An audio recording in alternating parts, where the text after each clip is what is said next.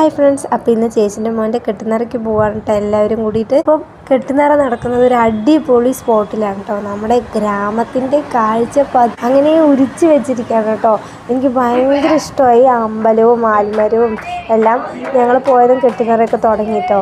അപ്പോഴേ ശരണം വിളിക്കുന്നത് കേൾക്കാം.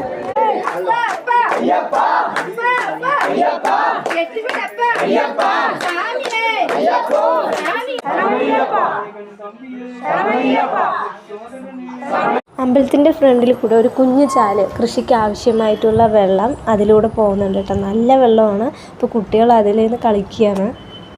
കെട്ടുനിറയൊക്കെ കഴിഞ്ഞിട്ട് ഇങ്ങനെ നിൽക്കുമ്പോഴാണ് നമ്മൾ നല്ലൊരു കാഴ്ച കണ്ടത് കേട്ടോ.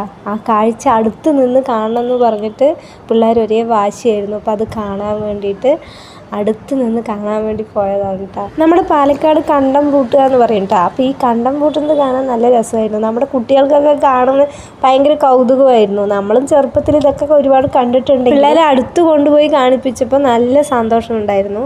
അപ്പോൾ ചാലും നിറയെ വെള്ളം ഉണ്ടായിരുന്നു. നല്ല ക്ലൈമറ്റാണ്.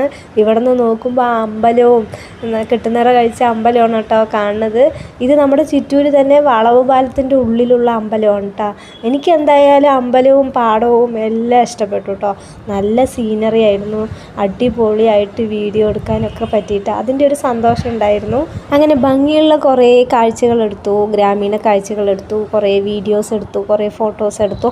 അങ്ങനെ ആശ തീരും വരെയൊക്കെ എടുത്ത് കണ്ട് കുട്ടികളെ അടുത്ത് നിന്ന് കാണിച്ചു കൊടുത്ത് ഞങ്ങൾ വീണ്ടും തിരിച്ച് അമ്പലത്തിലേക്ക് വന്നു കേട്ടോ. ഡിസംബർ മാസത്തെ ഈ തണുപ്പും കാഴ്ചയും ആ പാടത്ത് നിന്നിട്ടുള്ള ആ ഒരു വൈബും എല്ലാം അടിപൊളിയായിരുന്നു. അത് കഴിഞ്ഞ് വീണ്ടും അമ്പലത്തിൽ വന്നു.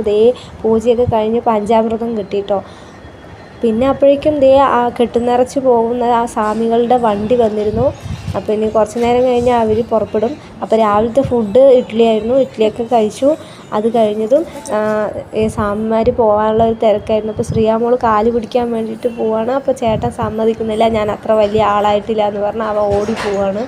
അപ്പോൾ അവരെ പറഞ്ഞു വിടാനുള്ള സമയമില്ല. അടുത്തത് നമുക്കൊരു ഹൗസ് വാമിംഗ് ഉണ്ട്. അപ്പോൾ ഞങ്ങൾ അങ്ങനെ നേരെ അങ്ങോട്ട് പോയി. അപ്പോൾ ചെറിയൊരു ഓട്ടുവര വീടായിരുന്നു. നല്ല രസമുണ്ടായിരുന്നു. എനിക്ക് ഭയങ്കര ഇഷ്ടമായി കേട്ടോ. അപ്പോൾ അങ്ങനെ ആ പരിപാടിയും പങ്കെടുത്ത് ഞങ്ങൾ നേരെ വീട്ടിൽ പോയി. അപ്പോൾ ഈ ചെറിയ വീഡിയോ ഇഷ്ടപ്പെട്ടാൽ എല്ലാവരും ലൈക്ക് ചെയ്യുക, ഷെയർ ചെയ്യുക, സബ്സ്ക്രൈബ് ചെയ്യുക. താങ്ക്